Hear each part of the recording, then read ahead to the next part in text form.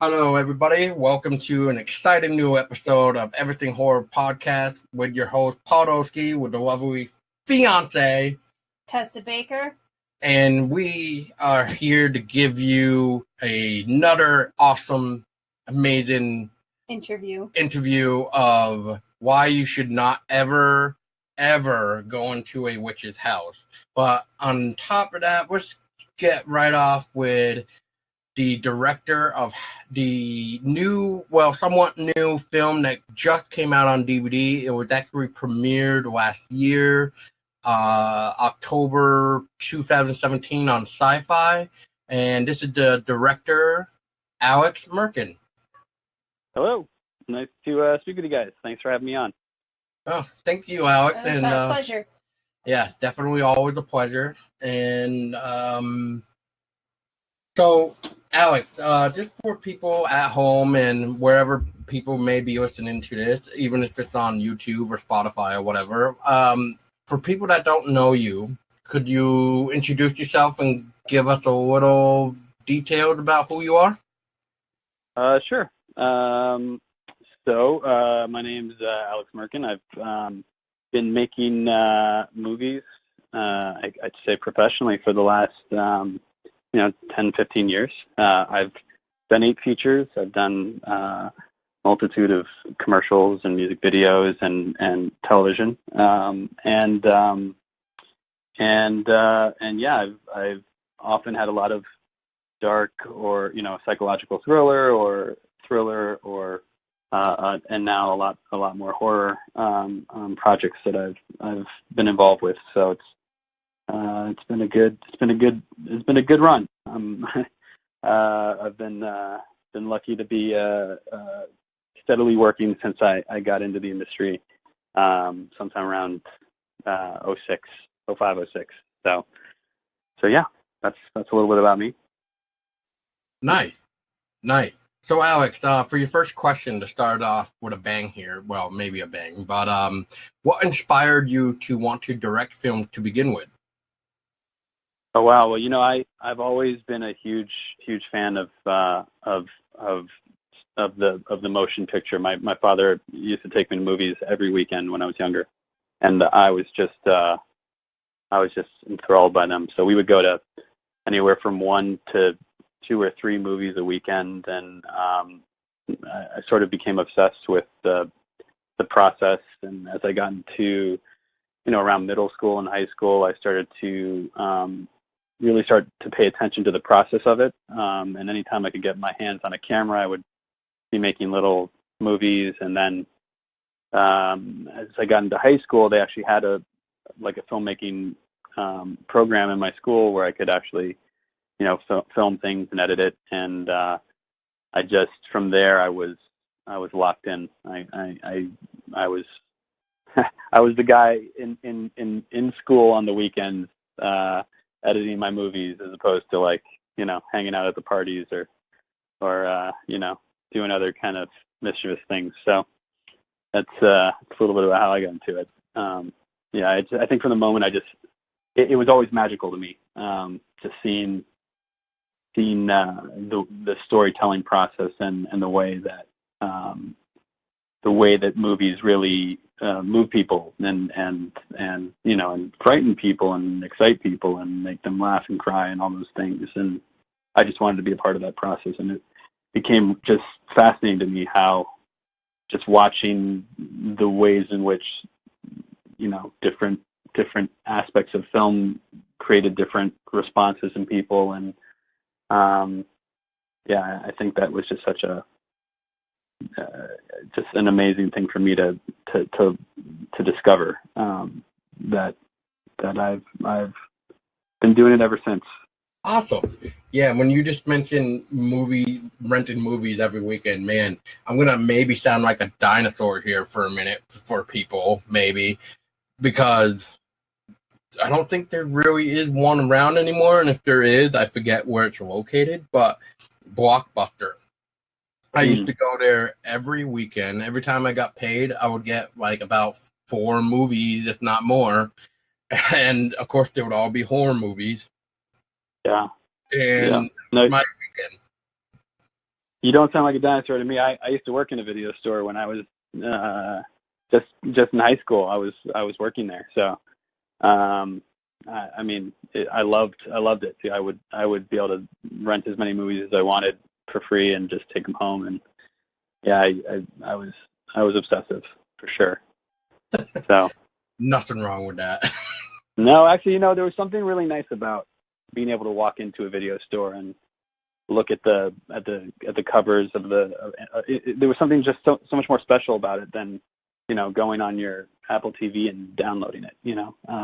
It's actually having the boxes in your hand, and it's just funny because even though everything is so technologically better and you can see things sound and look so much better, there was just something so much more special about the video store and you know, the physical copies in your hand and turning the boxes over and reading the back and looking at the, you know, at the images they released and just finding new movies that way as opposed to, like, you know, scrolling through Netflix or Amazon or something and clicking, you know. Yeah. If digital format to me is not the same as what you're saying with physical copies, because I mean, I don't know how many films that Blockbuster got me into, or because I found, like, perfect example is like the Nazi zombie comedy film called Dead Snow, or like the original Quarantine, which is known as Rec, R-E-C, which is a Spanish film. But right. You know, when you actually look at it, though, with how the U.S. worked with retarded remakes and reboots nowadays, to me, I believe I saw Quarantine first, and you know, at the time, you're just like, oh, okay, this is cool, and I didn't realize it was a remake until Blockbuster, and I saw it Rec, and I'm like, oh, what's this? And then somewhere on the physical cover it said something about, like, this is the original before Quarantine. I'm like, wait, what? So of course I had to rent it, and after watching the original compared to, like, what the US did to it, you see so much of a big difference. And I don't whether it be good or bad, which I always find Hollywood nowadays to be when it comes to remake. Yeah. And because like I'll say it again, the idea of the original compared to the US is so much different. Like, one quick idea before anybody wants to maybe take on this conversation too, but is when you watch the original movie, which is Rec, you notice throughout the whole movie it is not that dark, and you can actually see everything to, unless it's like one of those dark scenes in the movie. But when you go and watch, like, Quarantine, you notice the whole entire movie now is very dark. You can't see shit, and it's literally shot by shot by shot. It's just like, right, the hell. So I don't know. I mean, well, no, you're right. I mean, the thing is with any movie, it's like the original may not always have the same amount of resources or things, you know, money behind it, but it was where the inspiration was when the film was created, and it was a much more pure form of the process itself. Like, so somebody saw that and said, oh wow, this is really great, let's now take this and make it again and try to make money out of it. But they weren't the ones that were those people behind that. So even if it's the same person making the movie, they're having to make that movie again. So when they hire a director to direct the same material that they've already directed a second time to be for American audiences, or when they hire a new director to come in and make this thing, it's not coming from the same place. It's not the same origin. So even in the sense of it being the same director, they've already done it. They're not as excited about the material as they were the first time when they made it. You know, they're doing it again because they're getting a paycheck or a bigger paycheck to do it, or, you know, or a bigger opportunity, bigger stage to put it on. But their own instincts are more dull. Like they can't. It's not like they're in the same headspace of inspiration and excitement about the project they were when they first made it. And that's the same goes twofold or threefold for a filmmaker they bring in who wasn't involved at all in the original. So I totally agree with you. It's never a good thing to see sort of the remake is always, the only times that a remake really is worthwhile is when the original project completely missed the point on the source material. So it wasn't necessarily the original filmmaker's idea. They got hired to make a movie based off of a book or based off of a story or some other thing, and they didn't do a great job with it, or they didn't have the money to do it right, or whatever it is. And then the person who comes in says, it had potential, but the best remakes are the ones of projects that fell short of what the original potential was. But when you see a remake of something that was great, it's always a very risky. It's always losing something in the next generation, I think. The only thing that I've seen is the thing where you showed me like Martyrs, like the Americanized version, and then what was it, the French version? The French version. And then I've seen like Let Me In and I've seen Let the Right One In. Let the Right One In. Like those are the instances where I've seen movies like that, like original versus like a European version. Yeah. Well, it's cool to see now, like a lot of the original movies be released and actually get a lot of attention, even though they're not American films. So like that movie that was released on Netflix not long ago that everybody was talking about, that was yeah, exactly, and Spanish language film, and they it was nice to see a foreign film like that get that kind of excitement, and not need a remake to get that kind of buzz. You know what I mean? So, well, not yet. So yeah, I know. Now they'll do it. Now because it's had the buzz, it'll get its remake. But it's cool to see that at least it's not something. What's nice is that more and more audiences have access.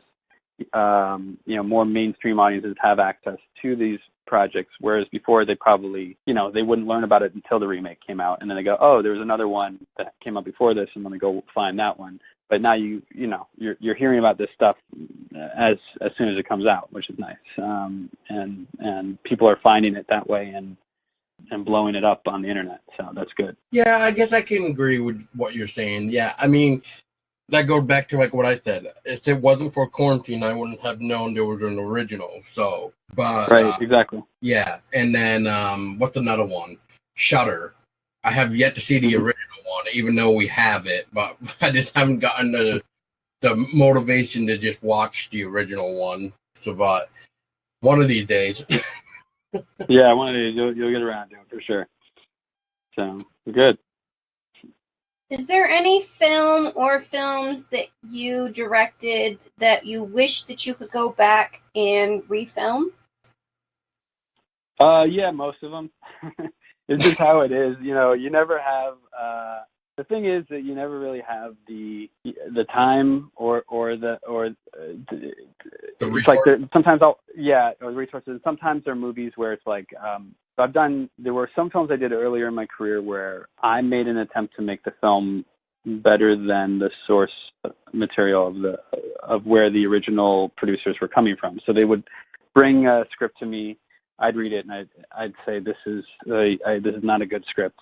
But if you let me rework it, I'll do it. Or because look, when you're working with certain people who are fairly big in the industry, it's not always easy to be like, yeah, I'm just going to say no and not make a movie now, because you have to.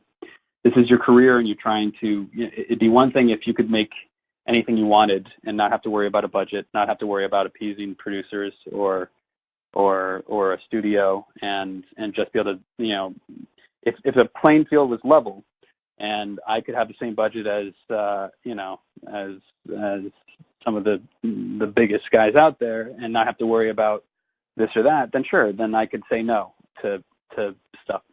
that I didn't like up front. But when you're younger and you're breaking into the industry, you've got to take work. You've got to start to build, your name and your reputation out there. And so anyway, there were films where I would try to make them. I would take the script, I'd work it out, I'd make it better on paper, and then you get into the editing room, and then you realize that the producers they're still in the mindset of the bad material that they wanted to make in the beginning, and then they come in and they start trying to they start trying to push you and rework things that are just so much better if they would let it be what it's meant to be, as opposed to trying to turn a steak into a hamburger. You know what I'm saying? It becomes this thing where they just try to and then so I've learned a lot about where to push and where not to push when it comes to material that you're making, and what places are okay to try to elevate the material and what places don't work.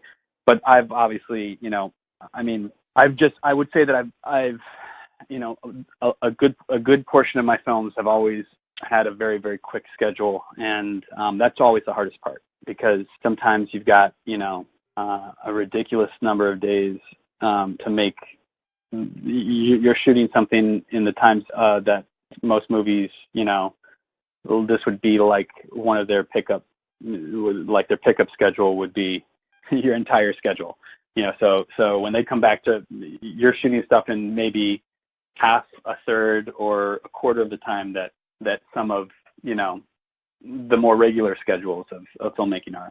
And the difficult thing there is that it's not that you don't necessarily know or feel like you could make it better.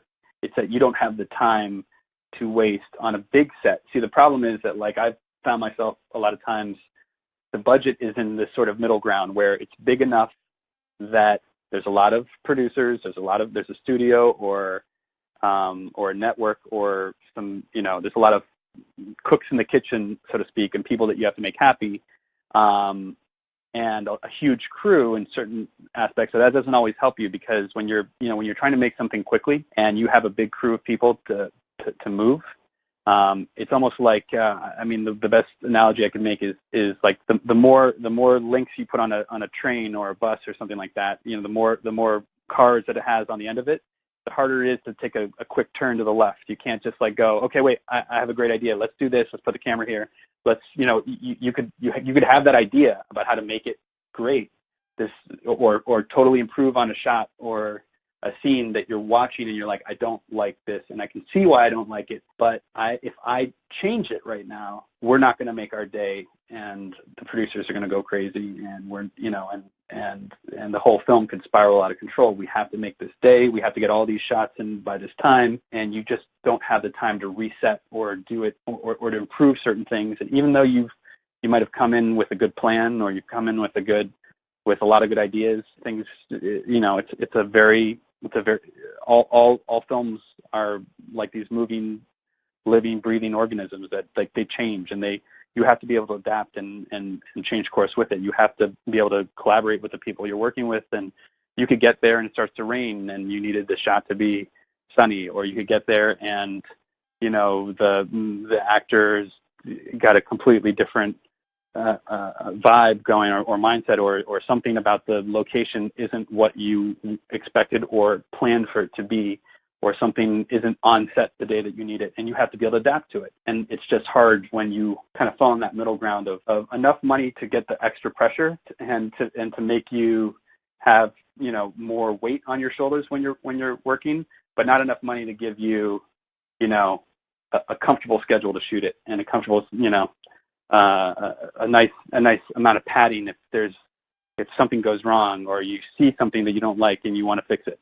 So I would say that I always watch my stuff, and it's very hard for me to be happy about the work that I see, just because I'm a perfectionist, and I always it's always like I'm never happy. I get to the point of happy enough, and that's just how you can be, because it's like you're never satisfied with anything you're doing as an artist unless you're somewhat delusional, because I don't know, for me, I just always know how much more I wanted to do with the project, how much more I wanted to accomplish on it. And I always see where I'm not getting done what I wanted to do, as opposed to like enjoying the things that are getting done. So even like people will come up and be like they love something, or they're really happy about something, or the producers will love it, or you watch something with people and you get a lot of good feedback, and I'm just sitting there going, but this should have been that, and this other thing should have been better, and so yeah, it's a black hole of craziness.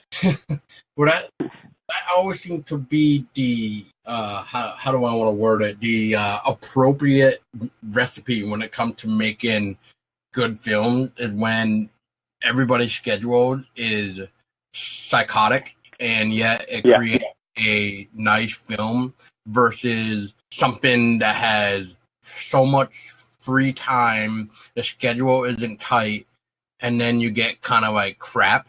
But then it's just kind of like what was it? Alien, I think it was. That was shot very tightly, and they didn't think it was gonna be fantastic because of the way they shot it and everything else. But then when you look at the amount of pressure and struggles and challenges that they ran into, it happened to become one of the best sci-fi films ever. And it's just because, it's just because that pressure, it's just like, oh shit, like that pressure is on me. How do I make sure this thing is going to be great and not like a slap in the face? Now, I agree with that. I totally agree with I don't think things should be made outside of the realm of pressure or outside, because I think there's a lot of healthy pressure that that not only makes people work harder and on their toes, but also like challenges you to overcome ideas and obstacles and things. And I think that's great. It's just it gets to the point of there's like crazy quick schedules, and then there's like impossible schedules. And I'd be happy to move out of the realm of impossible schedules into the realm of crazy quick schedules and work in that space for sure. Sometimes these schedules are just unbelievable. And the problem is when you're successful in that space and you do something in an amount of time that you're not supposed to.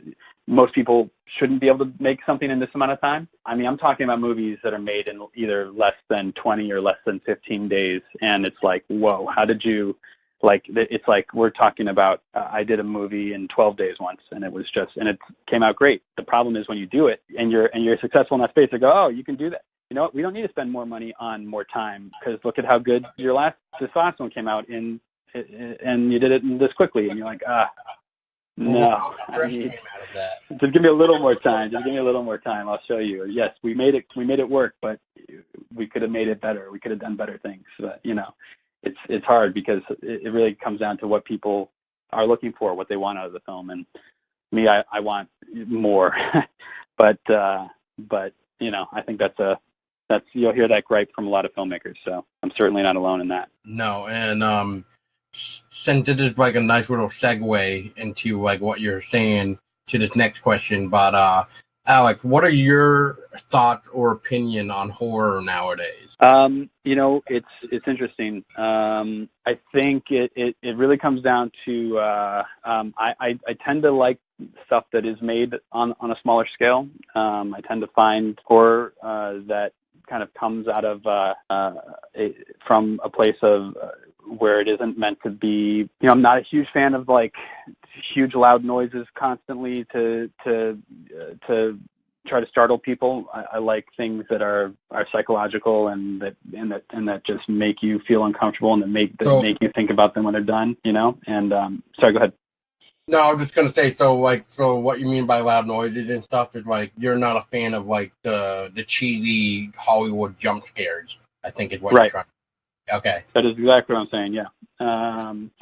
And I like movies. I like, it's like when you go back to like, there's so many movies that come out that have so many unlimited resources. I find, especially with horror, like you go back to movies that just feel like they were made on no budget, and they really unnerve you in ways that are like, again, that doesn't mean to say that like a horror movie made on a budget can't be good. I'm just saying that there's something about some of these more grassroots projects and things that get to the core of what's really scary in a space, or what's really scary about the material that they're working with. And it's very hit or miss. You know, I find a lot of horror on the bigger stage to not scare me at all, but I find a lot of interesting stuff on the smaller scales. And I always like, you know, it's hard because there's so much of it out there. You know, just because it's a small film doesn't mean it's a good film, but there is a lot of really interesting stuff in the world of independent horror film, I think, or at the very least, you know, smaller scale horror films. And again, because I mean, for me, I always find, you know, it's like the less is more sort of mentality of like what you don't see can often be just as scary, if not scarier than, you know, what's flashing in front of your face. So yeah. So I think it's not. I don't think that the state of horror is as good as it has been in the past. But I think there's a lot of smaller movies that are coming up that are starting to find, you know, audiences that are really, really good and really interesting, and that excites me. So yeah, I agree. Sorry. Yeah. Oh, cool. Yeah, cool. Sorry. Well, I was gonna say too is like look at here's another example of jump scares. Is Paranormal Activity. Throughout that entire, I guess I'm gonna call it a franchise now because there's technically 5 of them now, I guess. And I mean, those were. I say the first movie is definitely great. Like usually, any originals are always usually the better than the sequel, than what usually comes after that. But then when I watched the last Paranormal Activity, what was that? Ghost Dimension. Right when it got near the end is when I started to go, what am I watching? Yeah.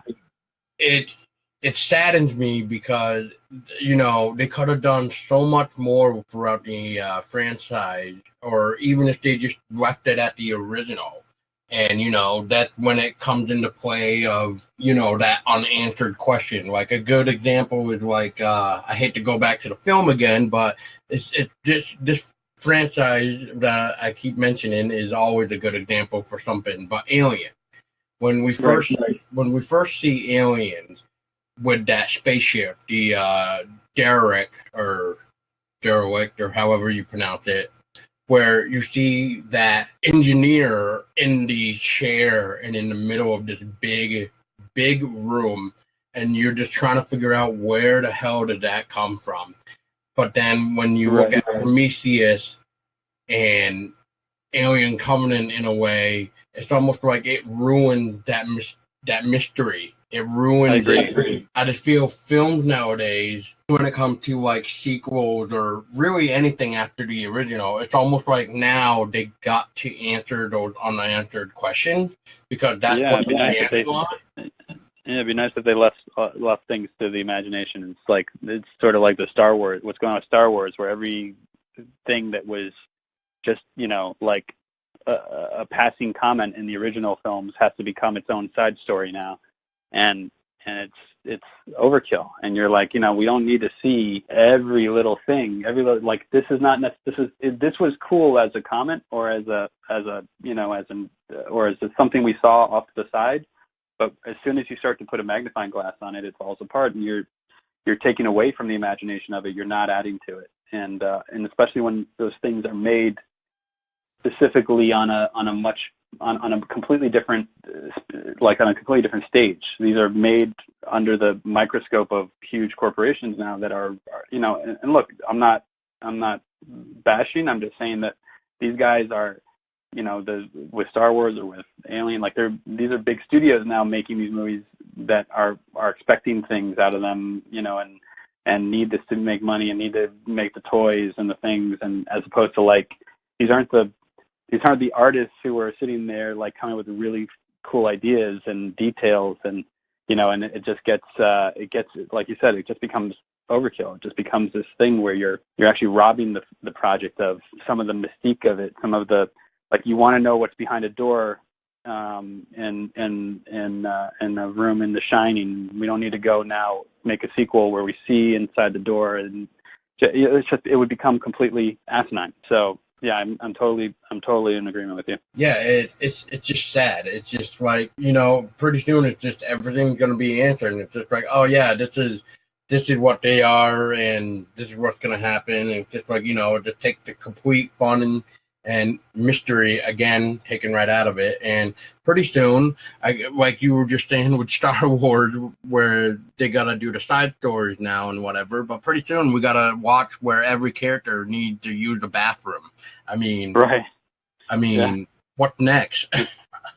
No, it's insane. Totally insane. We don't need to see every corner of every inch in under every like inside of every shadow from a film that was successful.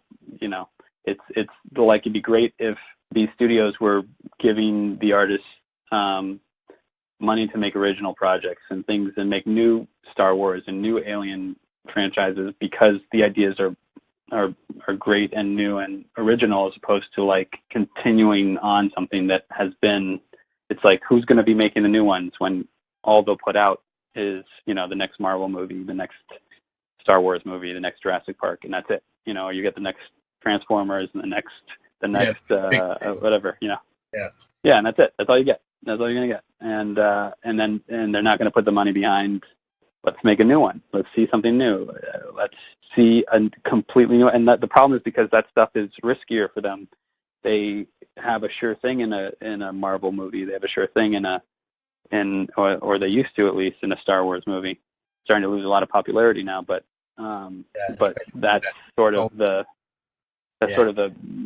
sure bet that they're willing to put the money into. It's hard when when the things that are original out there, when they're not a franchise, when they're not a comic book, you don't see anything come out like that on a large scale.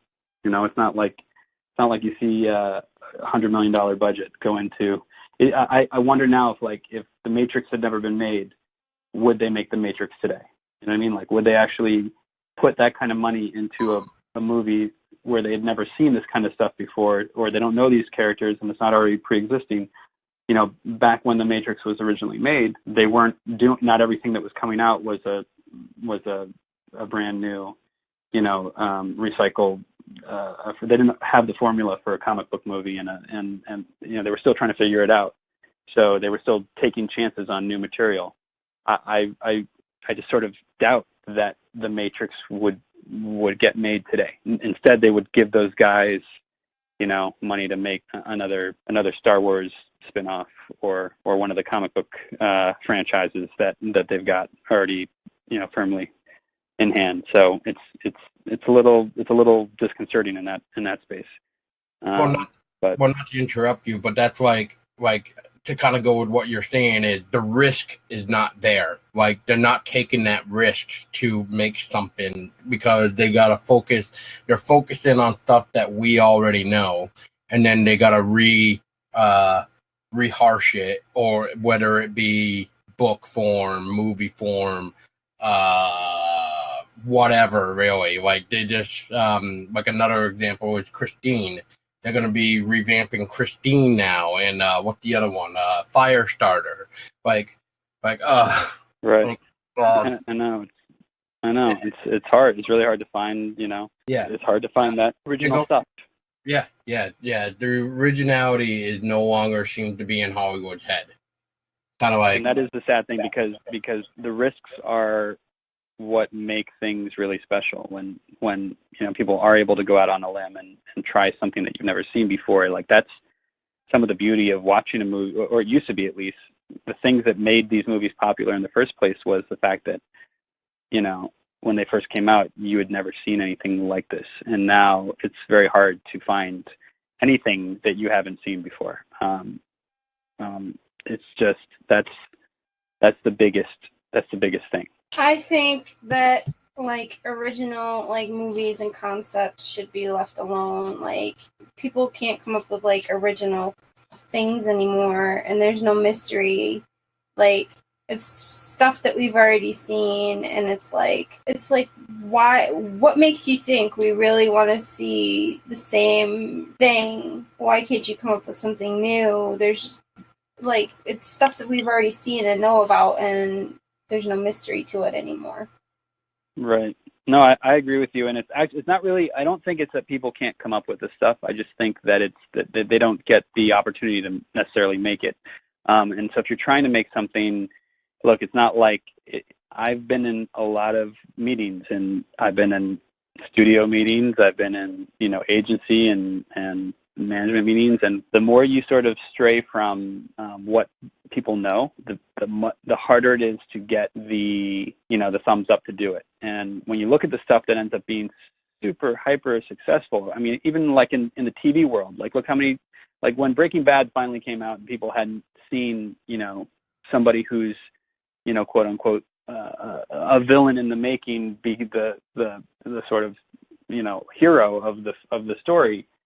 Look how many people said no to that before it got greenlit as a TV show, and that had a pretty established creator and showrunner,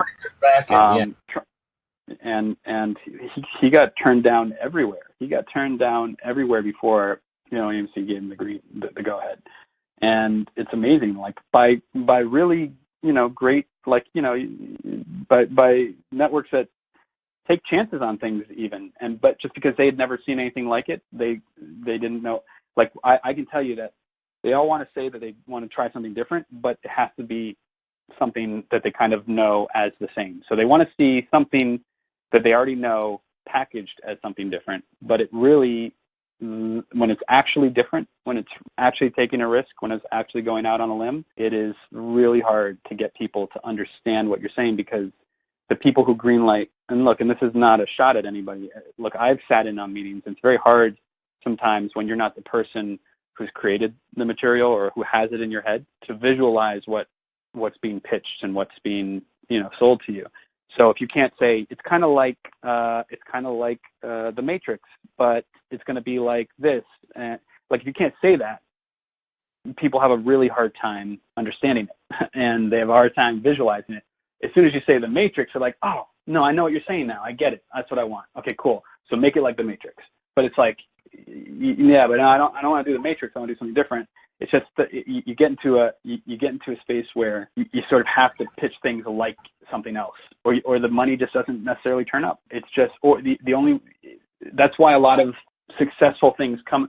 I will say this about horror. I think it's the space where the most original work can come out now, because I think on a low budget level, horror works as well as anything else, if not better, than big Hollywood films.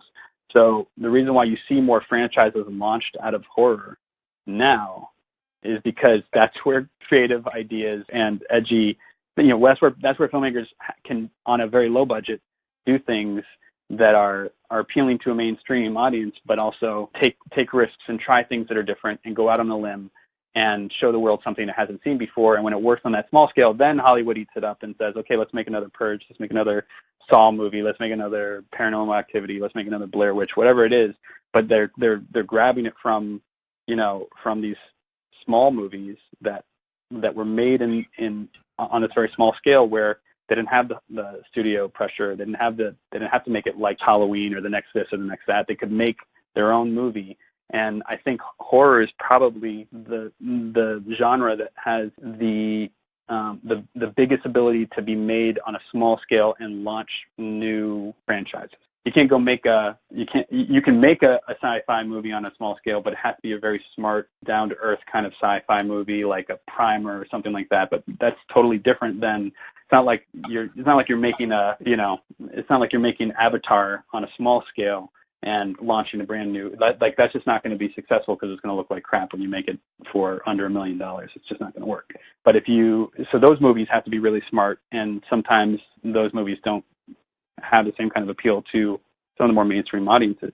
But when you actually look at like horror, those can really work. And I think that's one of the great things about the genre, because on a very low budget space, where I think in most cases, I think most people agree that a low budget horror movie can be just as scary, if not scarier, and almost not 9 times out of 10 will be scarier than a big budget horror movie. And that's not to say that there aren't scary big budget movies out there. I'm just saying that it's almost a level playing field when it comes to horror. Do you know what I mean? Yeah, it's that it's that potential of what you were saying earlier. They don't have that pressure of a big studio on them, so they can freely do what their vision is and how they want to execute it versus, we'll say, like a bigger studio that probably wants 20 different things. That's right. And also the other thing about a horror is like they don't have to have a famous person in the lead role. Like sometimes that's actually bad for the movie. Sometimes it's better in a horror movie that you don't recognize the people, that they're not somebody that you know already, because it makes it scarier already to feel like this could be, there's something real about this. There's something real about what I'm watching, and that's what can really move and scare people. Because I mean, you go back to like the original Texas Chainsaw Massacre and the one that they made with all the, who I'm actually friends with, really close with one of the stars of that movie. But like that, you know, when they remade that movie, it's just the gloss on it. It's just a completely different vibe than like watching something that feels like, I don't know, there's something very real and organic about how creepy the original was, you know. And when you watch that, you're like, oh my gosh, that is like, there's something really demented about that space. Like that feels evil. There's something really evil there, and it's hard to feel that when you're watching like all these like super beautiful movie stars who you know are sitting in their trailers in between takes. And I mean, yeah, you can have fun in those movies. I find, you know, big budget horror movies can be a lot of fun to watch. I just don't necessarily feel like I go home and I'm scared, or I don't want to, you know, I don't want to take a shower because I'm going to get killed, or, you know, like I don't want to open my like, you just don't have that feeling when you're like, oh, I had some fun, you know, the audience screamed a couple times. I'm never going to think about that movie again. No, I agree. And it's funny because I think you're the first person I heard you bring up like what you just said about having a familiar face in a horror movie can actually be a buzzkill. I completely agree with that. And a friend of mine and I were talking about like Brad Pitt being in like World War Z. We were talking like, what if Brad Pitt was not in World War Z? Like, how much more better could the movie have been if Brad Pitt wasn't in the damn movie? Could everybody know Brad Pitt? So right, exactly. No, it's exactly true. It's like you just it's. I think it's part of the reason why when you look at like how Universal Studios has tried to relaunch this like dark universe, they've had a hard time because they're casting movie stars and they're trying to do like, you know, big budget monster movies, but that's, you know, it's a different thing than horror. Like that's not going to appeal to the horror fans and the horror audience. You don't need to see Tom Cruise running around with the Mummy and Russell Crowe and all these, you know, like that's just not going to be the thing that inspires, you know, horror audiences. It might have back in the day when all there was Dracula and Frankenstein, and those are cool. I am not saying anything against that stuff because it's like I grew up loving monster movies. Like I was obsessed with monster movies and horror movies when I was a kid, and some of the, you know, I was watching some of the I was a fan of all those creatures and things. I couldn't have been any more obsessed with that stuff. There was a store near my house, apartment in New York City where I grew up, called Forbidden Planet, and they just always had, you know, monster masks and monster toys and monster books in the windows. And when I would go to school, I'd see it every single day. I would want to go into that store and I'd be obsessed with it. So those things are really cool and they can be fun, but that's just not what horror is now or today. And I think it's not what's going to appeal to horror audiences. And I think that's part of the reason why they've struggled so badly to find the market for what they're trying to build in this. I think they'd have to totally reimagine, you know, what they want the dark universe to be, and not be trying to hang their hats on movie stars and big budget, you know, monster action. That's an action film. It's not a horror film. And they're sort of having a hard time finding, you know, the middle ground for it. And I think they're sending out mixed messages with what they want to accomplish, what they're trying to accomplish with that stuff. So yes, I agree with all of that. I agree with I all. second that. Huh? I second that. You second that? Yes. How did you land with Mar Vista Entertainment? Well, that film in Mar Vista, I had just done a movie for Lionsgate called Altitude. I happened to be playing with my dog in the park, and I got a call from one of the producers on that film who said, "Hey, I know those guys over at Mar Vista they've been looking for a director for this movie. They've gone through a ton. They haven't found anybody that they want yet. I'm going to send them your stuff. Like, don't get your hopes up, because literally they've said no to, X number of, I don't know, like 100 people. But just want to let you know I'm sending your stuff in, and I'll keep you posted." And I was like, "All right, cool, great." And I sent them some of my more horror like projects if they wanted to take a look at some of that stuff. And then the next morning I got a call and I said, "Hey, they loved it. They want to meet with you." And I met with a guy named Neil Ellman, who's the writer. He's also the producer and an executive over at Mar Vista. And Neil is just was amazing. Like like I said, I've done 8 movies, and I work with a lot of producers and a lot of different people. And Neil has been just an amazing person to work with, because he just understands, like, for somebody who is an executive at a studio, right, over at Mar Vista, like, he's somebody he's like a VP over there, right? He really cares about the right things when it comes to the project. He cares that he's not just trying to make a project that's going to, he's not looking at it from numbers. And I mean, he respects those things because he has to, otherwise you don't get to make another movie if your projects aren't successful, if they don't find the right, if they don't hit the right marks. But so those things are certainly important, and he understands them, but he also really cares about the quality in the right ways. And it was really cool to me, because once we sat down and met, and we hit it off and agreed to work on the project together, there would be times where we would go through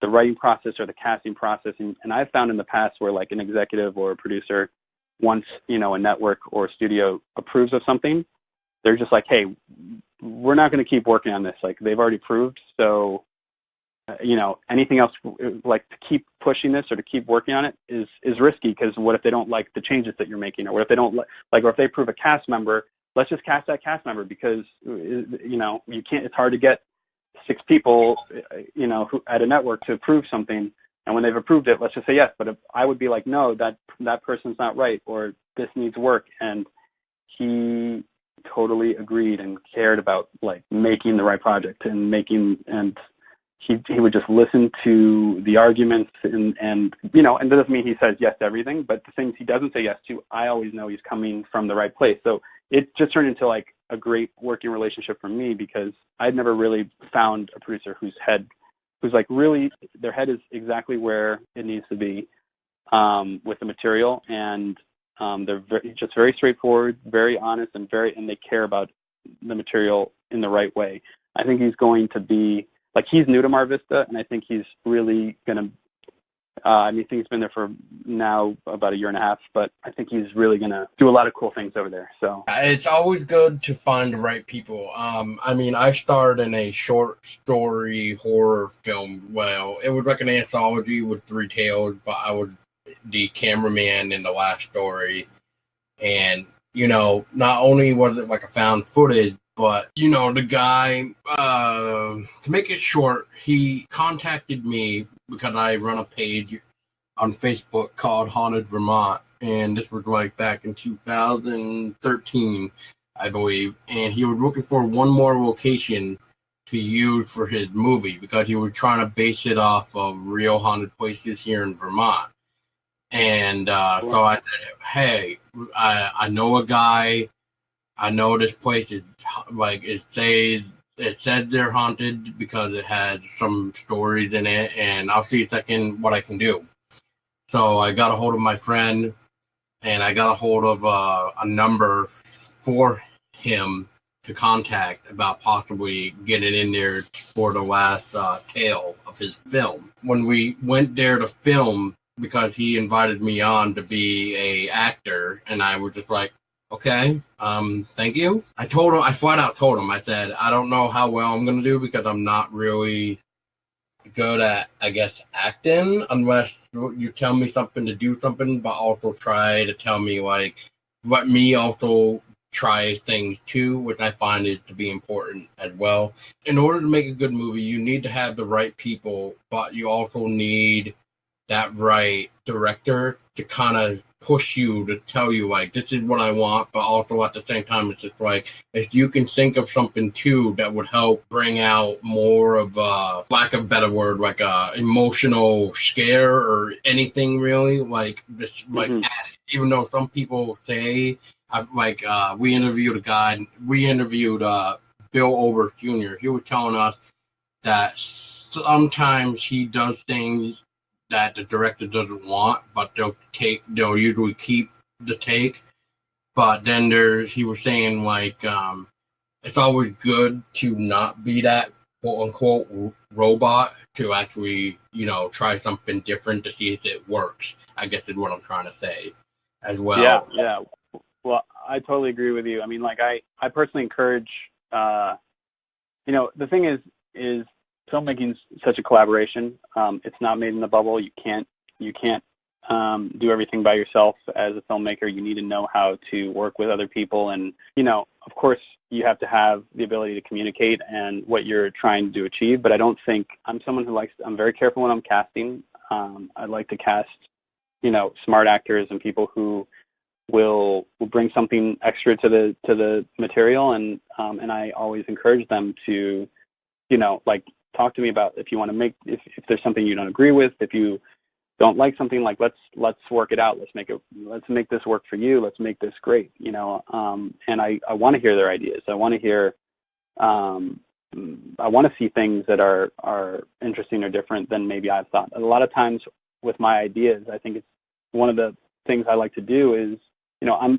I've got a lot of ideas. I know what I want to accomplish, but a lot of times I will wait to hear what other people are saying or thinking or hearing, because I want to see their ideas first. I don't want to put a ceiling on their ideas. Like, at the very least, if their ideas aren't, or if they need help, or if they want something from me, or if they're asking me for something, I'm able to answer those questions.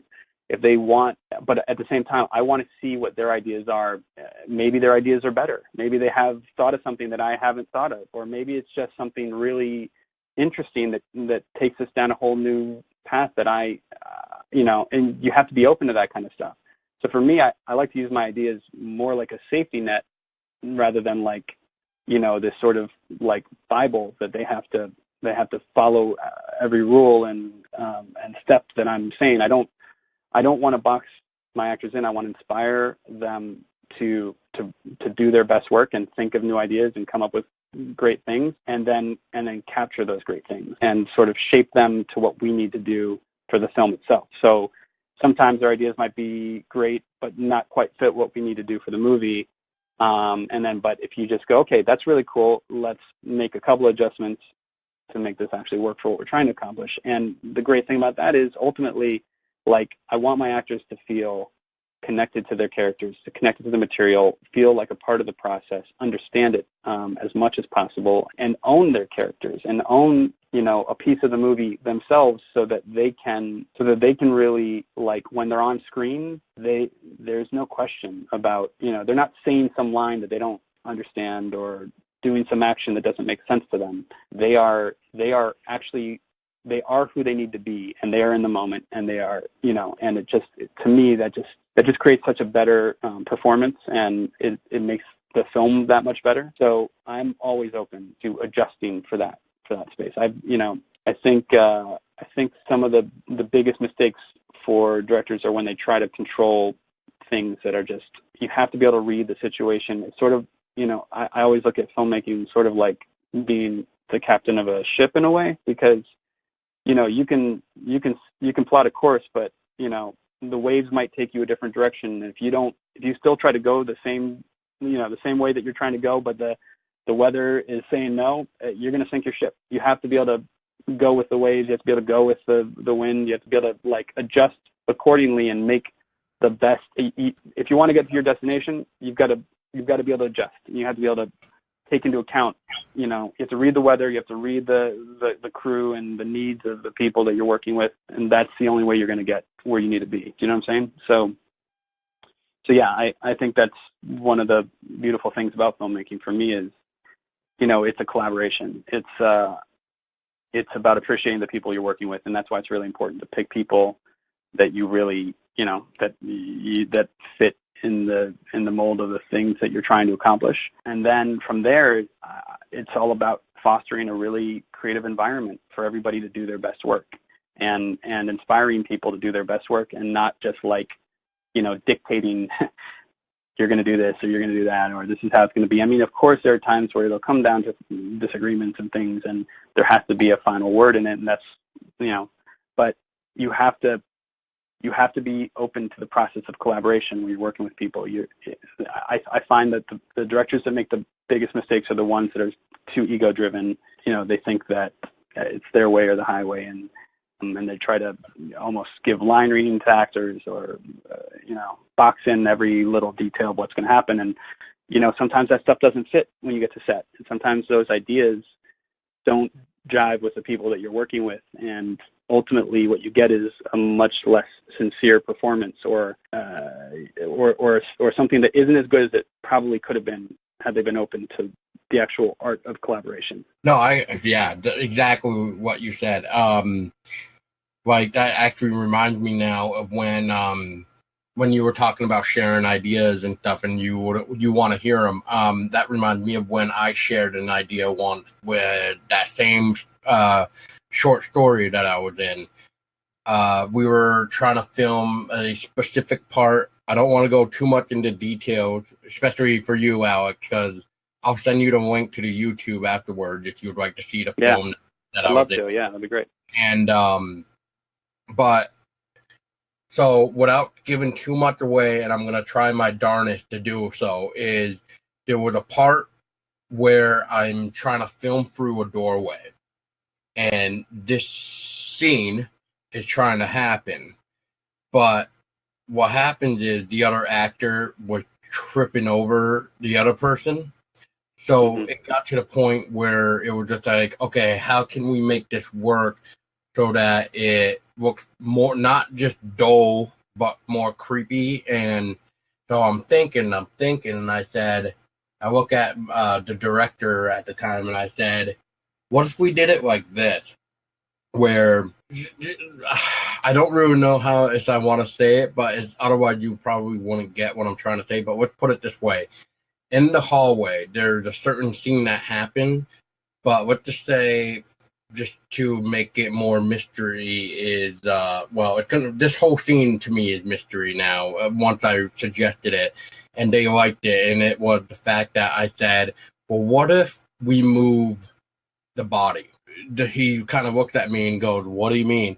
I said during the scene, let's just move the body as the scene is playing out, and we'll see what it does. And when you watch it, it's kind of one of those like it's to me anyway, it was like, like there's something going on here more than just what I'm seeing. So there's something else going on, or it's like we were just talking about it. I tried to make it so that I question the viewer, like where I'm like, do you see what you're seeing? And if so, are you questioning it? Like is this by this one specific person, or is there more to what we're not being seen? And that's the way I'm gonna leave it. But yeah, that makes sense. That's cool. Yeah. I think that improvisation should be allowed, because about 3 years ago, I used to be a part of my cousin's haunted house, and he actually strongly encouraged us to just run with it and just improv and come up with our own ideas, and it actually felt more natural to do it that way rather than plan something out and it feel like it's rehearsed. There's no natural flow for it. And Totally. I always make an effort to try to find actors who are good at it. It doesn't always work out, but I try to find actors who are good at at improvising. Because the big thing about improvising is what it shows you in the project is that the person who's playing this character isn't playing a character. They are so in tune and in touch with what the material is that anything can happen in the scene, and as the character, and they're able to adjust, and they know the world so well that they have so many ideas about it, and to them it's just a much more complete world. It's a more complete space, and that translates to the audience. Whereas if you just have somebody who's reading lines and they don't know anything past what's on the page, they don't know anything beyond what they're being told to say, they don't know anything that happened in the next room or that happened before this started or that's going to happen after the scene ends. Like if you don't know your characters that way, to me that's something that the audience can see, and that's what I always find to be one of the big, like, an audience is guided through a movie through the people on screen, and if you can't connect with the people, if you don't believe them, if you don't believe they're in that space, you start to really realize this is a film. And that's the quickest way to not be scared in the movie, is to be thinking about how this is a movie. And to see the seams of the filmmaking process, to see that it doesn't, this is an actor, and that's a set, and that's fake blood, and there's nothing that's going to be less scary than being, very aware that that's what's going on. And that goes to what we were saying before about, recognizable faces, because, it's hard to lose yourself in a character that when you're seeing, like I'm supposed to be seeing the character, but I'm seeing Tom Cruise. I'm not seeing the character. Like, it's hard for me, but that can be fun when you're watching an action movie, because you like seeing, so-and-so in an action scene.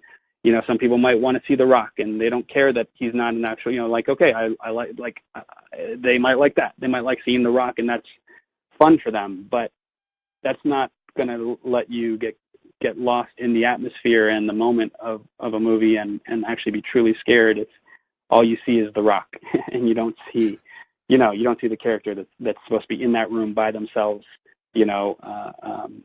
where some danger is about to, take place. So yeah, I agree with you guys completely. When you were filming House of the Witch, was filming in it any different than any of your previous films? Yeah, I'd say I would say this about all movies. They're always unique. What I really loved about this movie in particular was the house itself was sort of like a dream location to film in. It was a house that had been abandoned, shut down in the 80s. In the late 80s, hadn't been lived in, but had a really rich history to it. And it was called the Anita Madden House. And we filmed it in Kentucky. But I mean, this place is sort of a legendary, creepy old manor that everybody in the area is very aware of. And there have been many deaths and in the house itself, a lot of very creepy.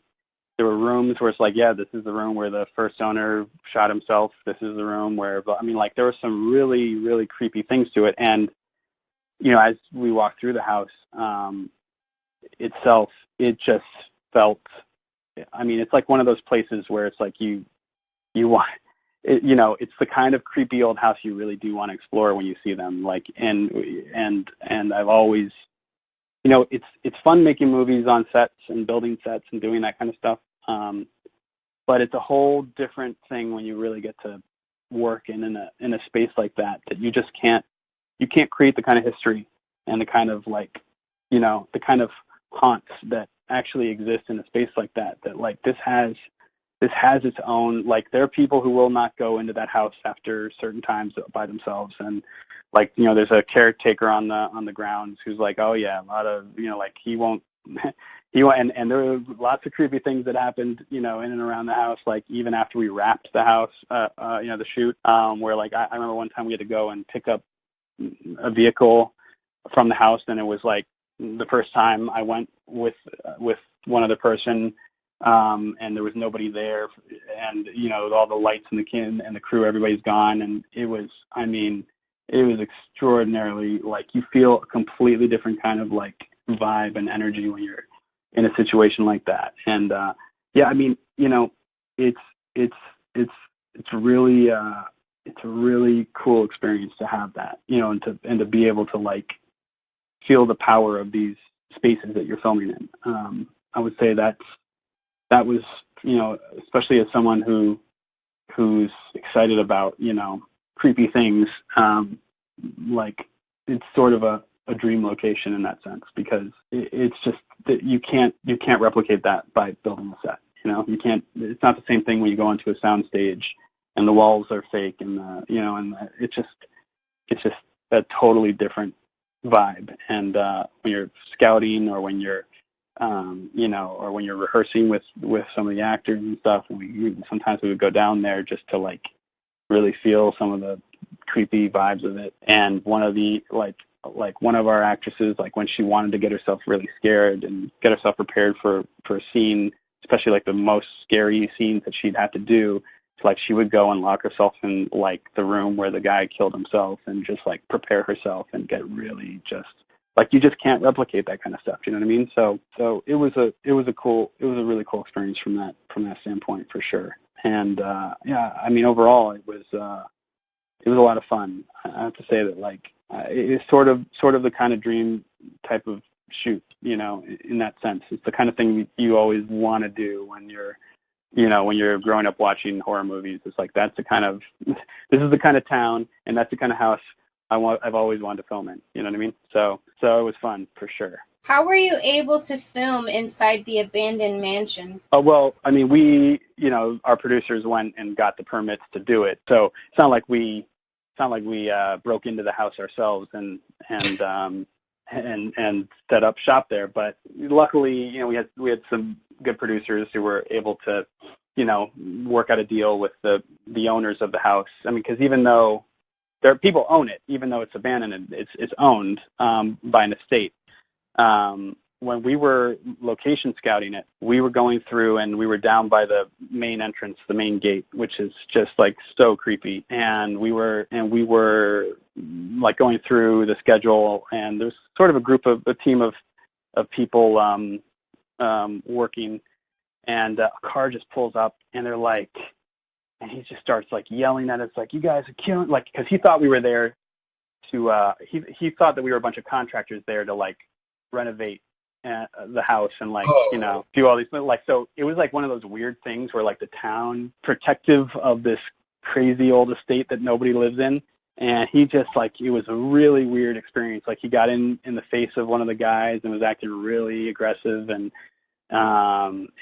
creepy. It was weird. It was a weird thing. I had, outside of that, which was cool in a weird way, just to get a sense of like how important this house is to the the people who live in that town. I had a really creepy experience where when we were location scouting, there's a room in the attic, the witch's sort of den, the lair that she's at. And I was there, and I was doing like a FaceTime because I wanted to show a friend of mine, the location, and I was there with about 4 people doing the location scout. As I was like showing them, I could see somebody walking up to me out of my peripheral, and I was just like, I didn't look over at them. I just kind of held up my finger like, hey, I'll be right with you. Just give me 1 second, because it was very clear to me. And then when I looked over, there was nobody there. And I looked out the window, and I saw the entire team had been outside waiting for me to come out, and there was absolutely nobody in the house. And it was one of those like, I definitely saw somebody walking up to me out of my peripheral, and that just gave me the shivers. I was like, whoa, what the heck was that? Because I've never really had an experience like that before. So I wasn't expecting it. I wasn't looking for it. I wasn't creeped out or scared or like, thinking something's going to happen in here while I wasn't like inviting some weird experience. I was just trying to show somebody a cool location on FaceTime. And I just didn't, I just literally was like, hey, give me 1 second, because I didn't want to, I was like talking to them on my phone. So I like held my hand out to the side to say, give me 1 sec. And when I looked over, was nobody there. And I was like, oh, wow, that's really creepy. Jeez, these stories are actually great, to the point where, Alex, that you're actually kind of keep going on with the next question, which I'll just say it anyway, but you've been throwing out stories anyway. But Because the next question was, at any point in time did the abandoned building come to life? Which clearly it did to you. Yeah. Well, I So, can give you another story. I can give you another one for sure that was not my story, but this is from my director of photography who after we wrapped the film he was on the set. He basically said he started getting these really weird. First of all, everybody who was like wrapping out their equipment was starting to get weird things, like they were hearing weird things. They were seeing things, hearing things, feeling weird in the space, and so he had been told this by some of the other crew members, but didn't think too much about it. But then he kind of like basically got all the rest of his gear, went out onto the steps, and those doors, there's no way for wind to blow those doors because of the way that they open. now we talking the front door? The front door. So okay. What he said was he started to feel this really weird kind of like he kind of got goosebumps all of a sudden, and he basically said he walked outside with his gear and turned around and he like thanked that, he kind of like goofily like thanked the house, for a good shoot or whatever. And there was nobody else around, and the door just slammed on him. And he was so freaked out by it. He told me the story right before I told you I had to go retrieve this vehicle. I was like, hey man, be really careful. This is what happened to me.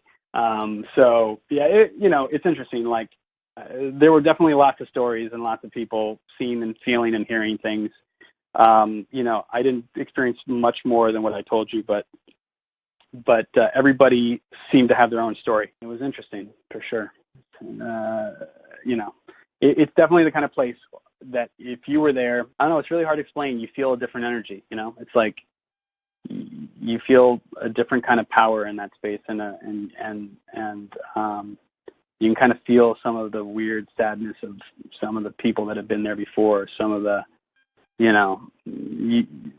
it just doesn't, it just doesn't feel like a shell of a space. It feels like there's something more to the space. And I haven't had many of those experiences before. I've always sort of wanted to, like I watch shows that, where I've always wanted to, like explore abandoned, like, insane asylums and like that stuff's always really creepy to me.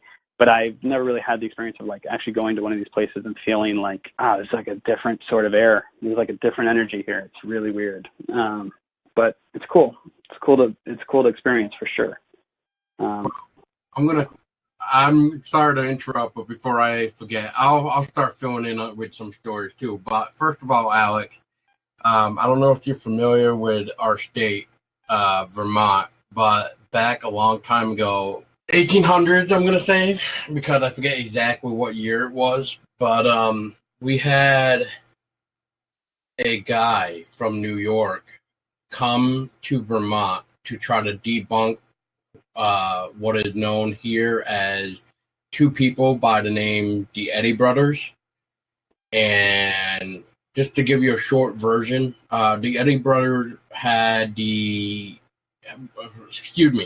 they were gifted because I have an EVP that I caught like almost 3 years now or so ago, where I believe it's one of the brothers trying to correct me. But anyway, they developed, I did it again. They were gifted the supernatural like abilities and at a young age. So what happened was their parents sold them to the traveling circus because they were different. And then when they came back to live in Vermont, because that's where they wanted to settle down, they opened up their very own Green Mountain Inn, where if you came to their inn to stay the night, they would, in fact, perform for you. And it could be anything. And because there were so many different performances that they did for their guests, So we had this guy, Henry Steele Occult, who heard about the Eddie Brothers from New York, and he was like a known journalist or something from New York. Well, he wanted to come here to Chittenden, Vermont, and debunk the Eddie Brothers because they were getting so much popularity back then in the newspapers that I guess this guy Henry wanted to debunk them because he thought it was nothing but smoke and mirrors. If you actually go on Amazon or anywhere where you can possibly find this book, I say Amazon because it's like really the best known way to get this book, and it's called People from the Other World. And what this book is it's his experiences and his notes and drawing everything that he saw, witnessed, and tried to do to debunk the Eddie Brothers.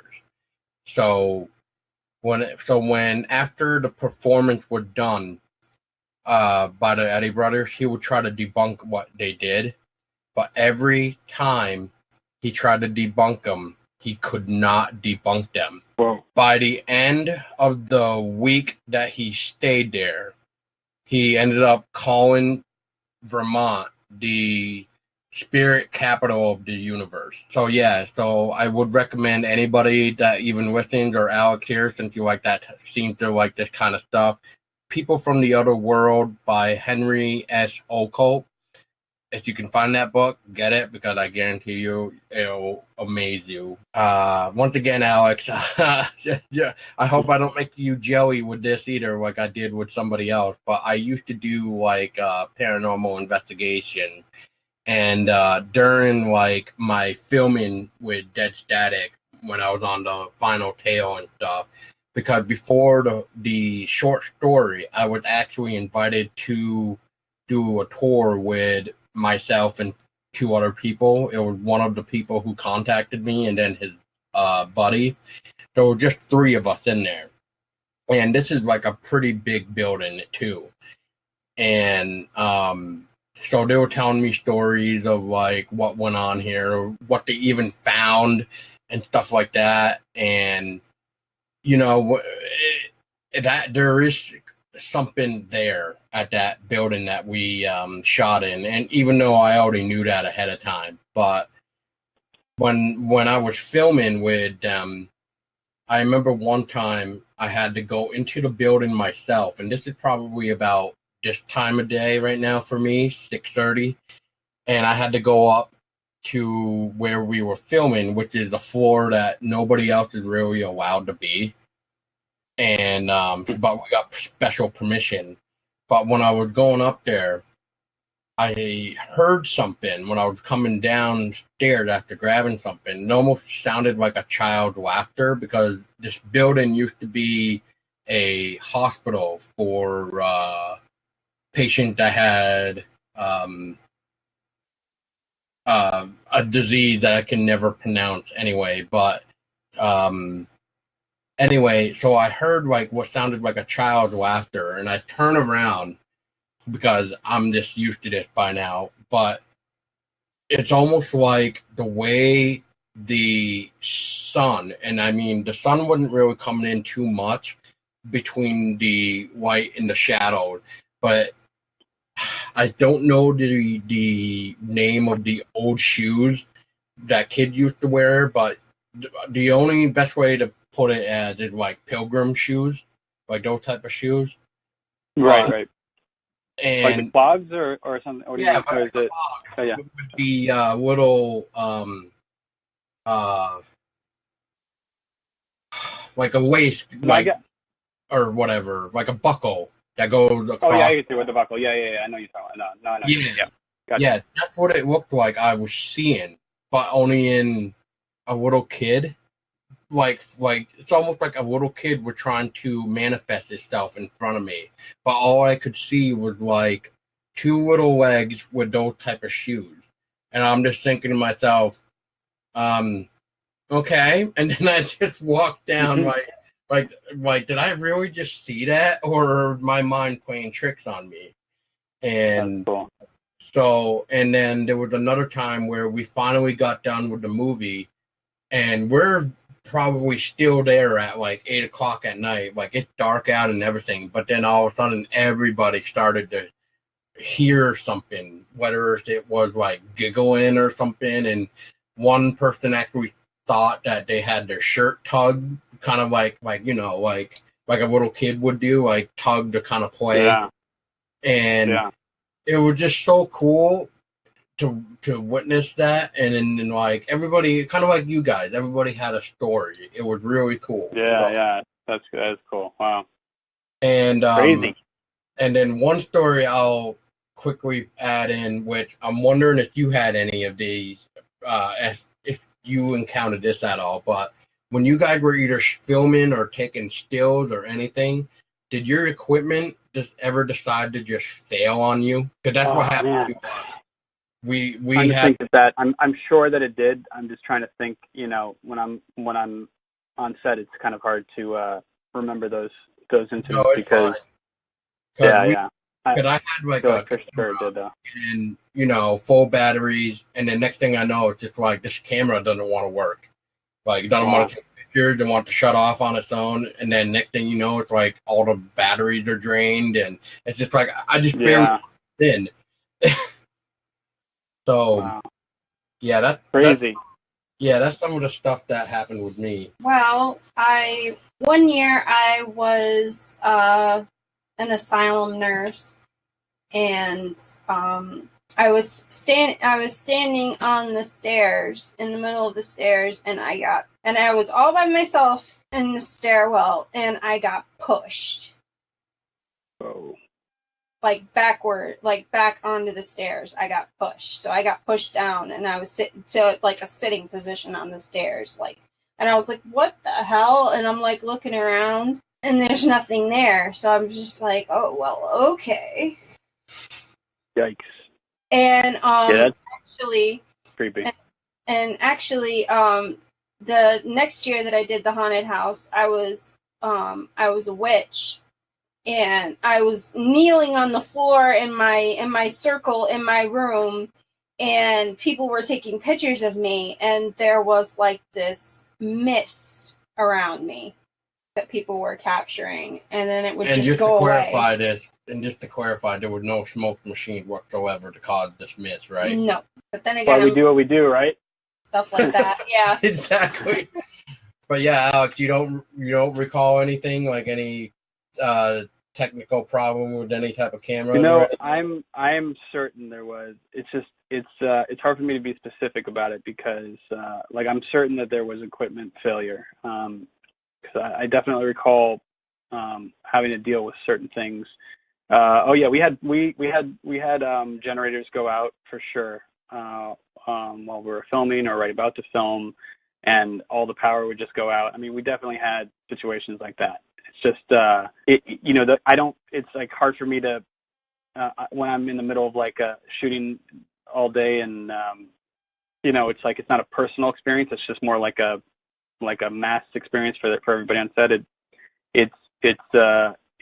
It's hard for me to keep it like specific in my head. You know what I mean? It's hard to remember those specific beats just because there's just so many. Like it's like, oh great, generator just went out, but like I'm not thinking about, oh that's weird that the generator. But yeah, for sure we definitely had some equipment failure in times. I wouldn't really be able to give you good story about it.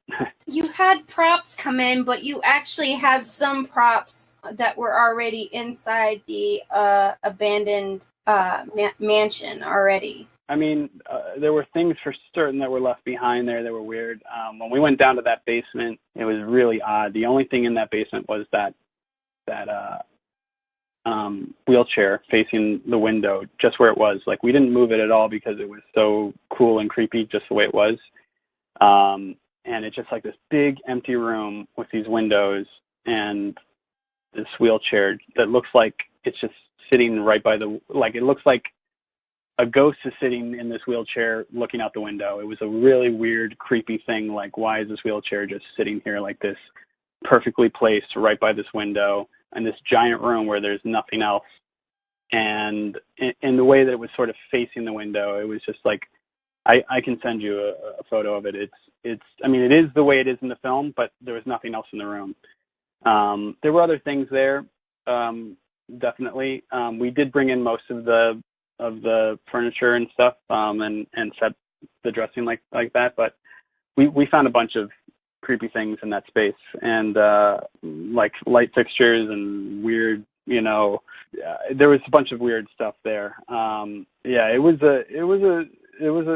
was actually one cool thing was when we went into the basement, there was a giant safe room it was like a wine cellar inside of a safe, and it was a huge collection of wine, but most of the bottles were still there. And what we found out was that, and they were all like, covered in dust, and some of them broken. And we found out that the owner, one of the owners of the house, had basically poisoned specific, he placed a couple of poisoned bottles amongst his entire collection, so that his staff and people wouldn't try to steal any of the wine down there. So there were poison bottles in there, and that's why everybody just left everything there in that wine cellar. But it was all like falling apart and really weird and creepy. So yeah. Wow. But we did, yeah. That was a really cool thing, just to because those bottles were. You certainly understood why nobody wanted to touch any of that stuff.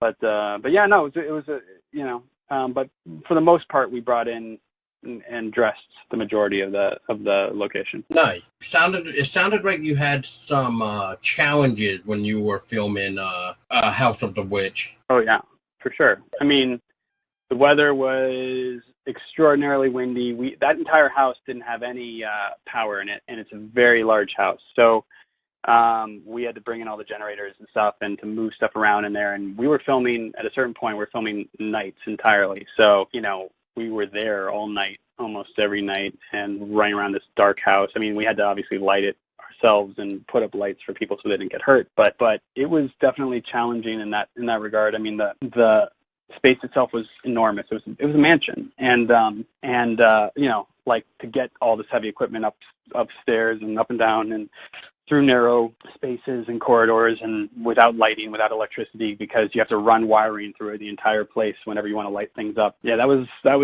pretty challenging. And also shooting nights is challenging because, I mean, a house that size, you can't black out the windows really. You can do it on the ground floor, but when you really want to, if a scene takes place at night and you have to shoot on the second, third, or one of the top floors, it's not that easy to just go and black things out, and that becomes really challenging because nights are obviously a lot shorter than days. So when you only have 7 or 8 hours of nighttime, right, and you're on a 12-hour shoot, that's several hours of light that you have, or you're always fighting to get stuff done before the light comes up, especially when you're in places that you can't make dark because of the scope. Because it was such a huge house. It was you could black out certain spaces and make them look like night during the day, but in general, most of these rooms are huge, and a lot of them were on upper levels. So that's certainly a challenge in and of itself. So, and it was a quick schedule as well. This one was shot in 15 days, and Nice. that's always a tough thing to do. So we built. We dug that the drowning pit in the backyard. And we created that, and it's filming stuff in and around a drowning pit. You got in the dark, in the mud, and in the water, and you got smoke and steam pumping through the place, and it's just that was really tough. Shooting the stuff in and around that was really, really difficult. We had to make these pits, the end where one of the characters climbs through the ground, and I mean that stuff's you know, not easy. It's not that it's not so easy to be running around in those giant places. You know, and there's obviously wildlife out there as well, ticks and other not so fun bugs and creatures that you got to deal with. But snakes, we had a lot of snakes on our set. We would find giant snakes and snake skins in the basement. So yeah, that was fun. So yeah, we had, but you know, all par for the course. I mean, movie making in general tends to be difficult, and I'd say, you know, most people find their fair share of like horror stories when they're trying to, you know, navigate a tough schedule. It's gonna happen, you know. Yeah, that would like with us, like I would mention in a few minutes ago about failing equipment. We had it down to once we took a battery into the house, it seemed like whatever was in it was draining it to the point where it wanted to try to manifest itself, but it got to the point where they had to bring it. When they went home for like the week, because we kind of shot it during the weekend when we could all really get together and stuff, and we came to the conclusion, or they came to the conclusion, that they needed at least four batteries for their camcorder. Depending on where we were, the factor their battery would drain it. It was weird because it was just like that certain specific area was only taking the battery life. So I kind of went on I think it's because something is drawing the life away because it wants to manifest itself. Like I guess it's been a while for whatever this is to have like energy, so it probably wants to manifest itself or something. So, but yeah, they always had to keep at least 4 fully charged camcorder batteries every time. Yeah, that's cool. That's crazy. Yeah, I mean, I've definitely heard of stories like that where the batteries start draining for no reason out of the blue. I'm certain stuff like that happened for us too. It's just that I probably wouldn't, you know, like. Yeah, you probably. I've got so many things on my plate that people weren't coming to me every time a battery drained or something, you know. So, but I, you know, like I said, everybody had creepy stories and things that they were really, you know, unnerved by that happened on set. So there was no shortage of stuff like that. Well, I know this wasn't during the film, but I do have another cool story. So I ended up meeting this other guy who likes to go and research and take photos of abandoned buildings.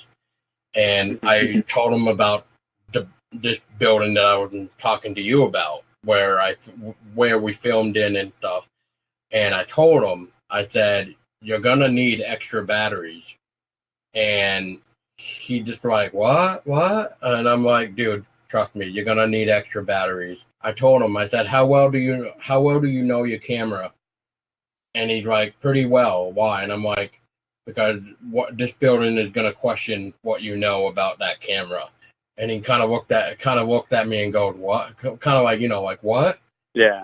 So I didn't really tell him anything about the building, except for what I just said, is that this building's going to question your camera. And I think the way I said it kind of made him go like, what the hell is he talking about? So when we got there, his camera was fine. But as soon as we entered the building itself and started walking around, that's when me and the two other people that were there started laughing when his camera started to fail, because we didn't say anything, we just laughed. But then at certain areas the camera was fine, but except for certain areas. But then when we came back out of the house, I looked at him and I said, I think on behalf of me and the other two here, I think I can personally say that the reason why we were laughing when your camera was failing is because I myself experienced that when they brought me when I was here too doing a tour. So he just like I've never ever seen this happen with my camera, and I said, and that is why I asked you how well you know. Right. Yeah, so that's cool. Yeah. So that was like one of the coolest stories that I had. That's really cool. My cell phone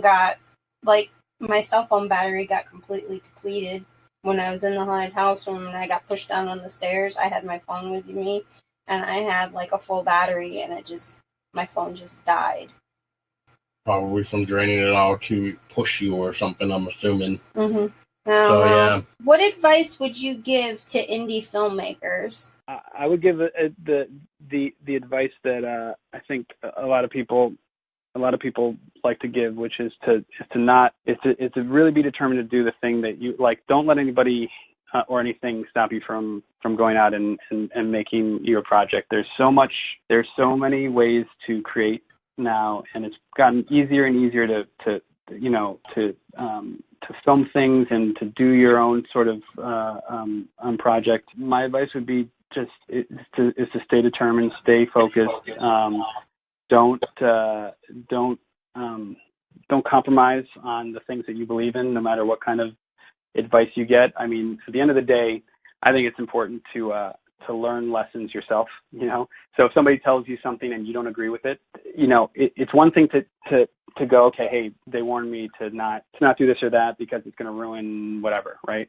But it's another thing if they're telling you, hey, you got to change this idea, nobody's going to like this idea or that idea, and you really feel strongly about what you have put together to make this project, like stay determined and do it. And if it turns out that it doesn't work and they were right, at least you learned that you learned it for yourself in the way that you learned why it doesn't work. You learned how to do it better in the future. And filmmaking is a constant, filmmakers are constantly evolving and learning and growing from their projects. And it's important to actually there really is no failing in this industry because,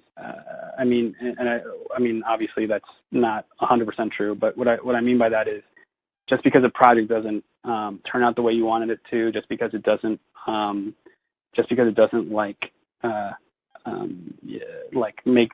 become successful in the way that you might have wanted to, or maybe make its money back. Every experience that you have in filmmaking, and especially if you've dedicated yourself to the process, is valuable, and it's a learning experience and something for you to grow on. And nobody's movie is ever going to be perfect. Nobody's movie is ever going to be exactly the way they want it to be. And the important thing is getting out there and doing it, and not letting people stand in your way or stop you or discourage you, or it doesn't have to be, you don't have to wait for a certain budget or a certain, it's great if you can raise it. It's great if you can get it, but there are enough people who are passionate out there who want to make content as well, who have equipment, who, and everything you do as you get out there and do it, you're learning and you're growing and you're meeting new people and you're working with other guys who might lead to another job or another situation. So I would just say, just don't let anybody stop you from or discourage you from actually finish your project, finish it. Even if you've made it and it's nothing like you wanted it to be, and it's not see it through. Don't give up on it. Don't, because I know a lot of projects that people have just started it and they get halfway through it and they ran out of funding, or they didn't do whatever. Then make a trailer out of it, or make or change it, or make it work. There's nothing should stop you from completing your project and working it through, and it will always be a valuable experience, no matter what it is, no matter how good or bad it is. It's always a valuable experience if you are dedicated to the process and you really want to be a filmmaker and you really want to do this with your career and your life. You have to keep creating. You have to keep making your work. it would be like an artist, like a painter saying, oh, well, I'll start painting as soon as I have, the right kind of canvas and the right kind of paints. Otherwise, I'm just going to sit here. I'm going to call myself a painter, but I don't really have any. I'm not really painting anything yet, but I will be painting as soon as I get money to paint. But you just do it. You just have to be creative. You have to do it. If you have to make your movie on an iPhone, if you have to make your movie on a, on a Canon 5, whatever. Like, there's plenty of ways to make your film that and your content that's at the very least is going to it may not be exactly what you envisioned for the project, but it's going to teach you as a filmmaker, so that the next project, so you'll start to go, okay, the next time I write something, I'm not going to put in a scene that's going to that's going to be this hard for me to actually accomplish, or I'll start to write around the things that I know that I can, the locations that I can use, or the people that I know, or the equipment I have access to. But you'll learn from all these experiences. So I think it's important to do and keep doing and not get discouraged, no matter, because it's always tough. Like, filmmaking is tough. It's always going to be tough.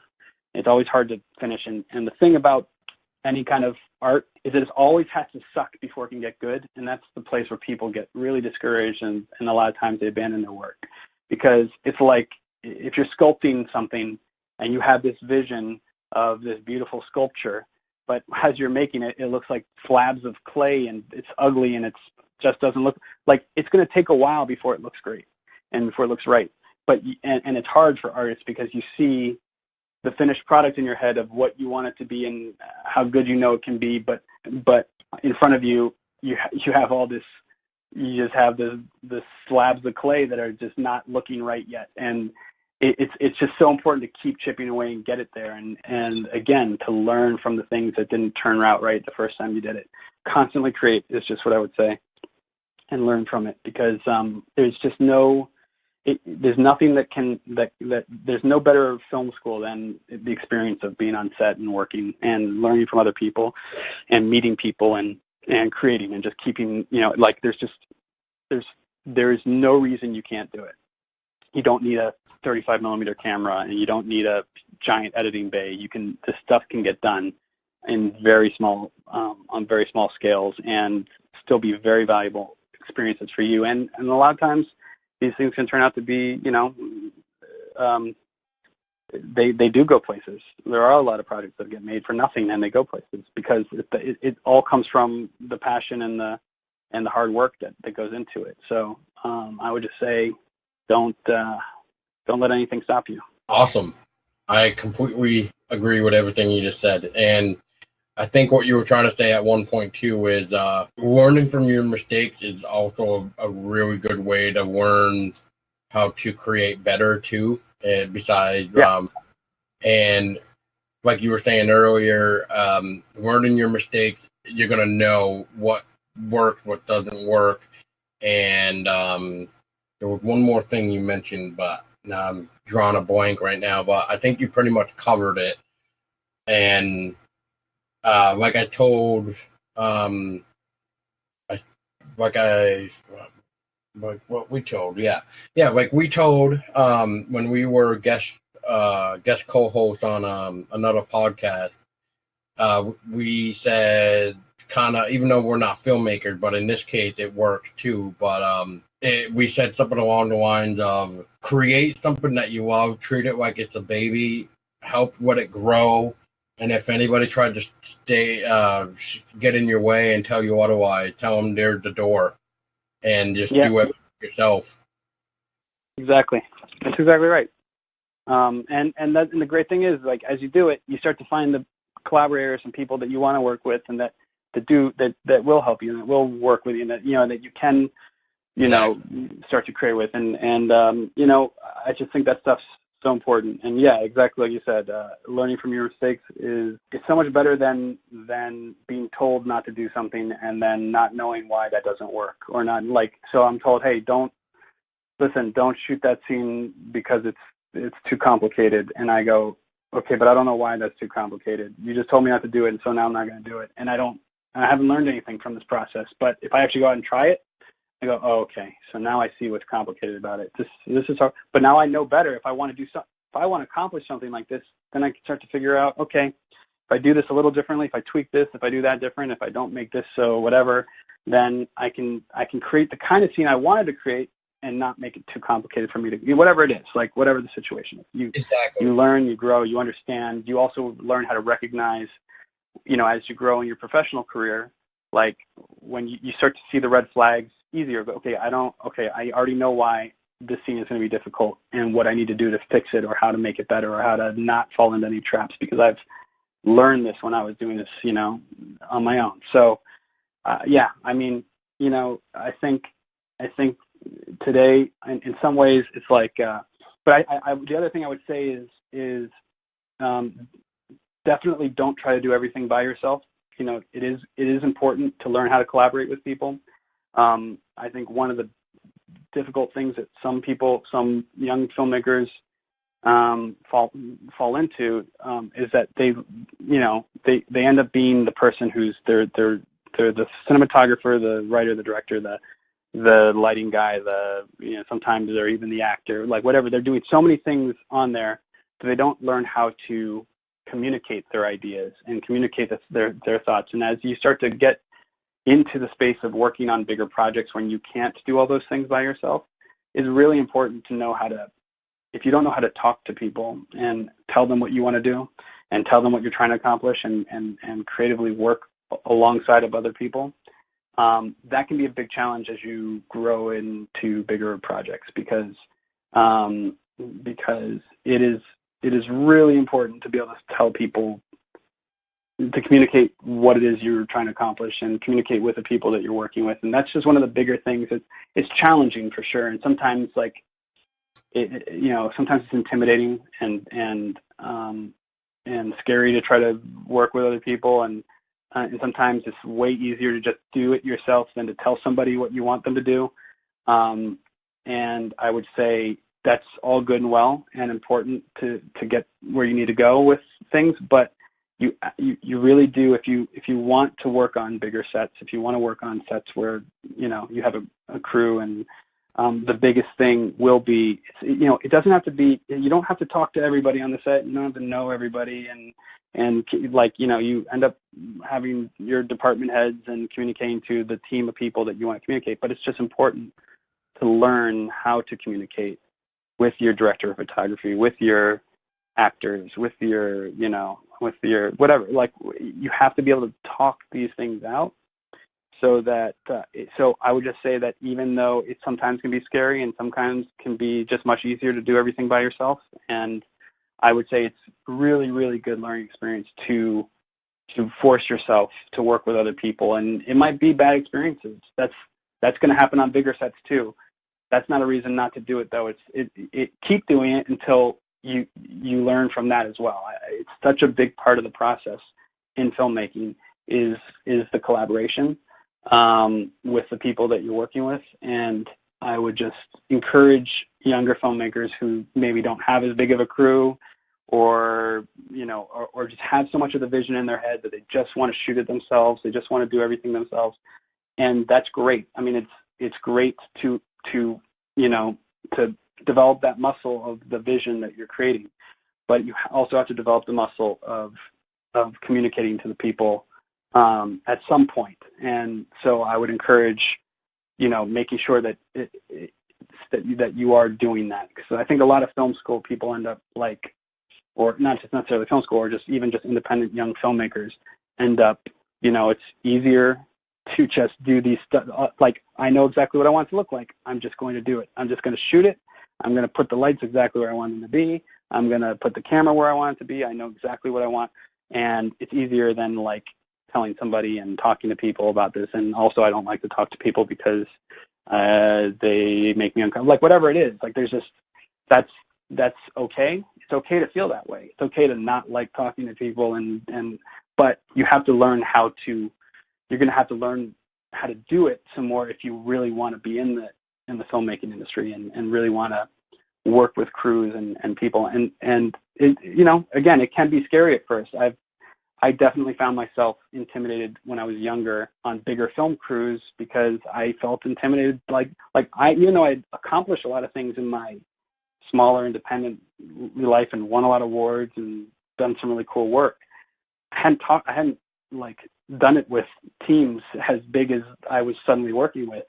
And I suddenly had to like, I was just afraid to talk to some of these guys. I'd be afraid that they were going to look down at me, or, you know, some of these guys have done a lot of work together.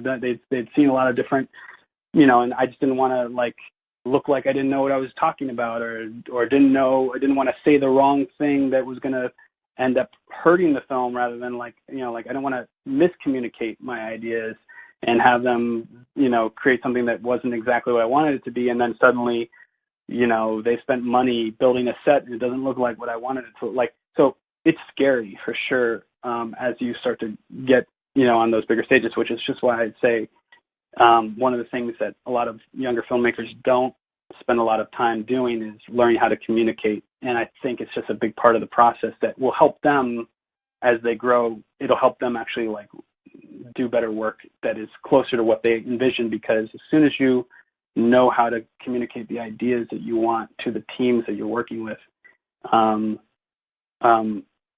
stuff is going to be a lot closer to your vision than, you know, sometimes you end up having to just like, you'll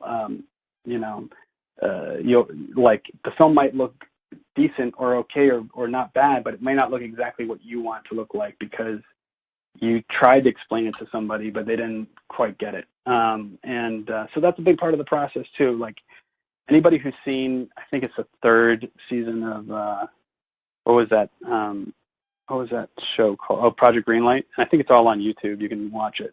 But you'll see the filmmaker there was somebody who, like, I actually know I know and have worked with the DP who's in that season. And, you know, he would tell me, like, this guy was a really creative guy, but he was really had such a hard time communicating to people because he was so nervous about it and so insecure and uncomfortable because he'd always just done everything himself. He just filmed everything himself. He was creative, and he was like funny and smart. But like when you watch him and you hear him talking, and like he's very mousy and doesn't like follow through with his sentences and doesn't exactly know how to, like, you know, because he was the actor, the cinematographer, the director, the editor, the writer of all his like little projects that were really creative and interesting.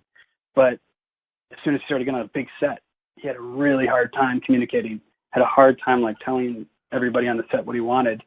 And it caused a lot of friction and a lot of issues. And so he would, you know, and again, this is like, I heard firsthand experience about it, but I went and watched the whole season and I was like, wow, it's like, I get it. I get why it's hard for him, because I know what he's feeling. I know what he's experiencing, but that's why I would just say that I would encourage young filmmakers to really learn communication and at least practice it as much as they can, and collaborating with other people.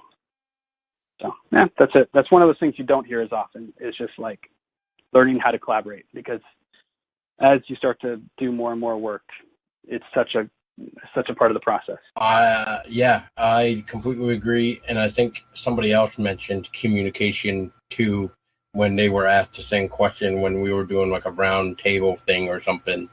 And they brought up communication. They also brought up to buy the wardrobe rather than like get rid of it like a couple weeks after you film it, and then you have to go and reshoot it again, because otherwise you gotta take a picture and try to find, or take a still with that same clothes, and then you just gotta try to find it again.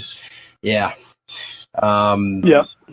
There's a couple other things that he said that I think worked as well, but it's always good to get somebody else's opinion, I think, of what for sure learned or whatever. But yeah, definitely communication. You don't hear that much. Yeah, because, you know, it really is the kind of thing that, like, you know, it's expensive to hire a crew. It's hard to find people who are going to work and do stuff, and, you know, and so it becomes very, you know, when people get a hold of a camera and they want to film something, do something, you know, it's like it becomes easier for them to just like that guy Gareth Edwards, who was just making this, you know, that movie Monsters, and just ran around shooting everything himself and doing all the VFX and all that stuff himself. But yeah, I've heard from a lot of directors and filmmakers who get their first big break and have such a hard time once they're finally on a bigger crew and set, actually knowing how to communicate to the people in the different departments and speaking to them.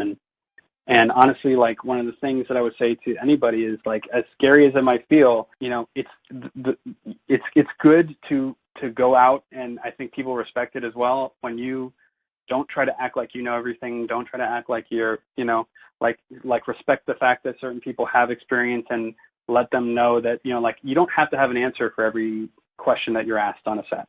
It's good to try to figure it out. It's good, but and sometimes it feels scary to a filmmaker to not know an answer. Like, they don't want to be asked a question because they don't want the crew member to think they don't have an answer for them, and because if they don't have the answer, then they think that they look stupid or they look like they don't know what they're doing, and that's just not. You don't have to have an answer to everything. You don't have and it's okay to just be very honest. Like, oh, you know what? I actually hadn't thought about that. That's a good question. Let me think about it a little bit. I'll get back to you about it. Or, you know what? I don't really know. Why don't we, let's figure it out together, because I want to do this and I want to do that, but I'm not sure. So, there are ways around that where you don't have to be afraid to not know answers, and you don't have to be afraid to be, it's like, that's, I think, becomes a place where a lot of filmmakers are most intimidated on set, and they don't want to be, they don't want people to know that they don't know, and it turns out to be this thing where they hide from. So, I've literally seen filmmakers hide from their crew or hide from their actors or hide because they just don't want to be asked questions. They don't want people to know that they don't, and they're insecure about not knowing things. And the thing that I would say to people is, like, if that's how you feel, that's okay to feel that way, and don't be intimidated. Don't be afraid to just be open and honest and say, you're there to do that job as a director, like, regardless of whether or not you're confident in yourself yet, or you've gotten to that space in feeling like you fully earned it or deserve to be there. Because there are people. Honestly, I think it's very common for people who are just starting to get ahead in the industry or to start to do bigger projects to feel that way, because you're working with people who've been doing this for a long time, and it's like you're like, oh man, I can't believe this is happening. It's just okay to you're still there for a reason.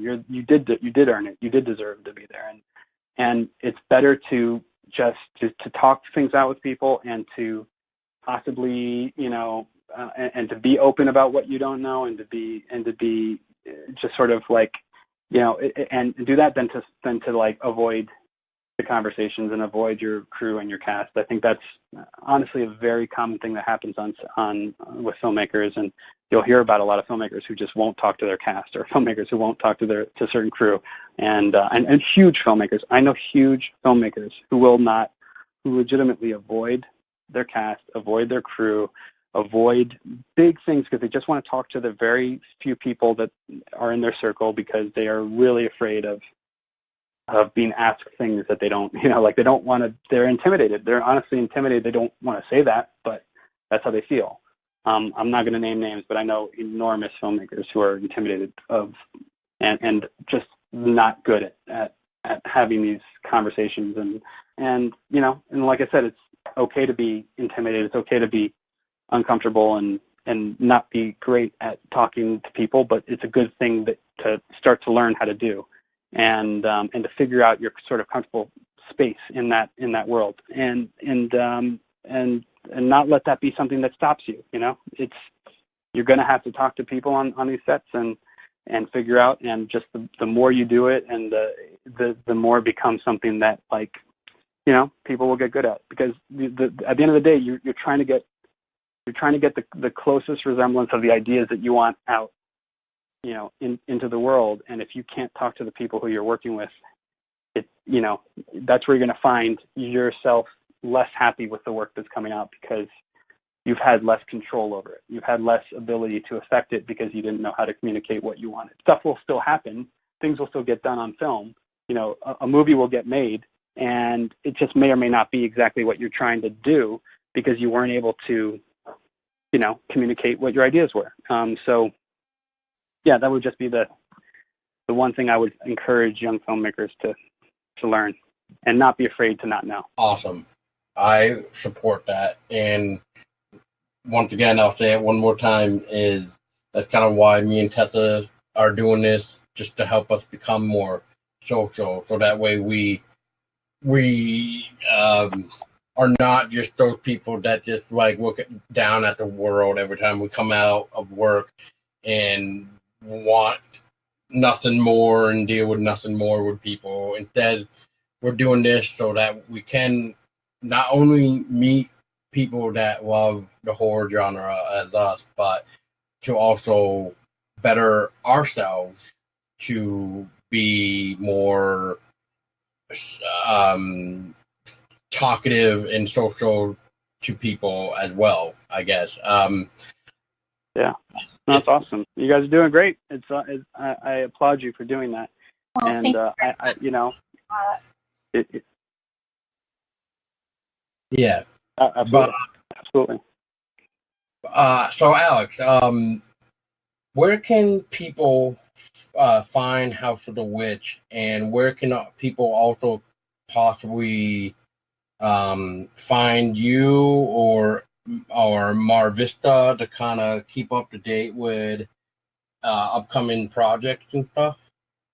Yeah, well, House of the Witch is available in any place that DVDs are sold, and I know it's on Amazon, and it should be on Sci-Fi again shortly. And I do have another project that I'm currently editing now that I just directed in Canada that we just finished up. That will also be coming out around Halloween again on Sci-Fi, so you can look out for that as well. And yeah, I don't know. It's I've got a lot of projects on the table, and I've between now and the last year, I've directed four movies, and I've got a bunch others coming up. So, I just say just keep looking out. I'll obviously I'd say tune into Everything Horror, because I'll keep you guys posted for sure.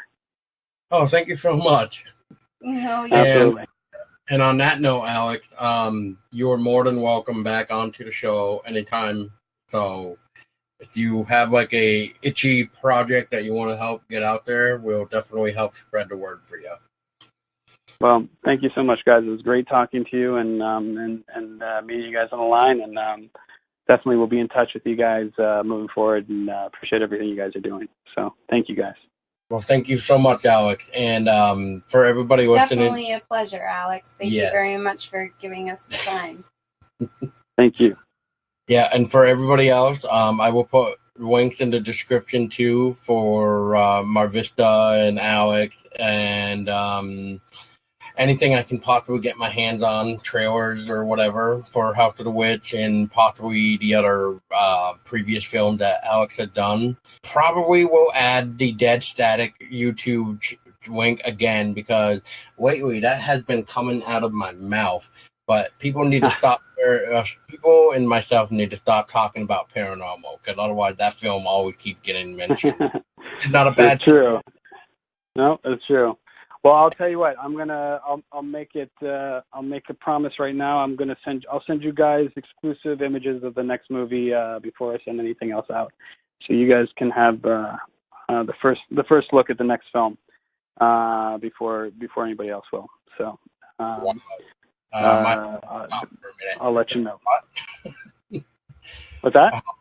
I said I don't know how to take that right now, because my heart just stopped after hearing that. Hang on a second. Is my heart beating right now? Do you feel a heartbeat? Yeah, I still feel a pulse. You're not dead. Okay.